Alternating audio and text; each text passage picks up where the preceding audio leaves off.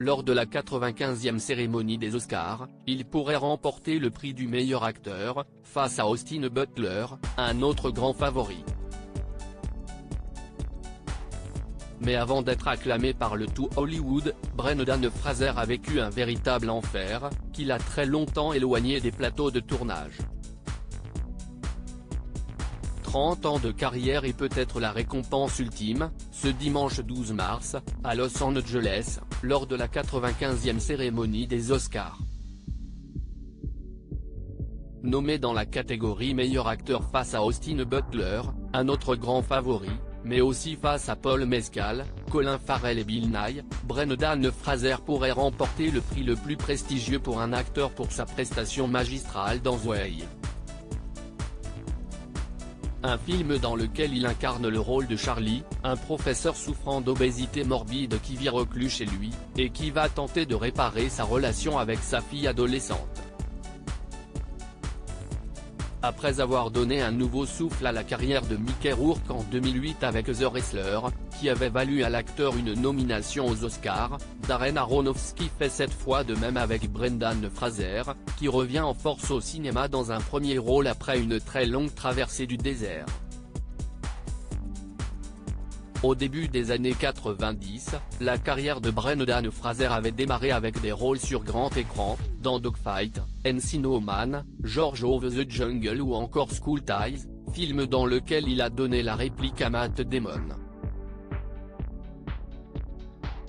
Très demandé, l'acteur de 54 ans a multiplié les projets d'envergure à Hollywood, l'un des plus notables étant son rôle dans The Mummy, en 1999, parmi ses plus grands succès.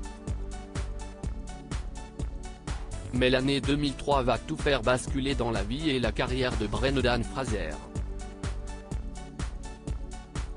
Le grand drame de la vie de Brendan Fraser en 2018, Brendan Fraser révèle publiquement avoir été agressé sexuellement en 2003 par Philip Berk, l'ancien président de la Hollywood Foreign Press Association, l'organisation qui s'occupe des Golden Globes, note de la rédaction, lors d'un déjeuner dans un hôtel de Beverly Hills. Sa main gauche s'est approchée, m'a attrapé la fesse, et l'un de ses doigts m'a touché mon intimité. Et il a commencé à le bouger partout sur moi. Je me suis senti malade. Je me suis senti comme un enfant. J'avais l'impression qu'il y avait une boule dans ma gorge.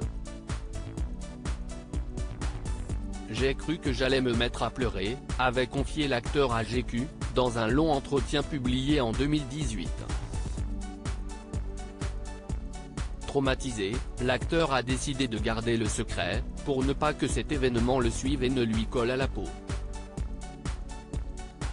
Son agent avait néanmoins demandé à l'époque à la Hollywood Foreign Press une lettre d'excuse écrite, mais Philip Berk a toujours fermement nié les accusations de l'acteur.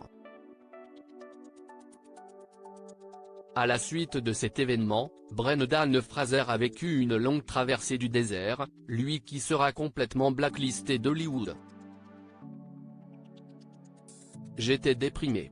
Je m'en voulais à moi-même, j'étais misérable, a-t-il expliqué.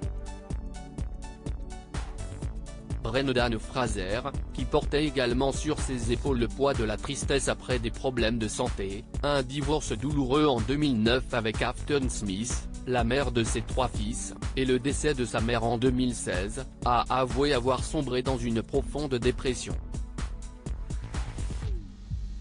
Une sombre page désormais tournée pour l'acteur, qui pourrait se retrouver sur le toit d'Hollywood le 12 mars.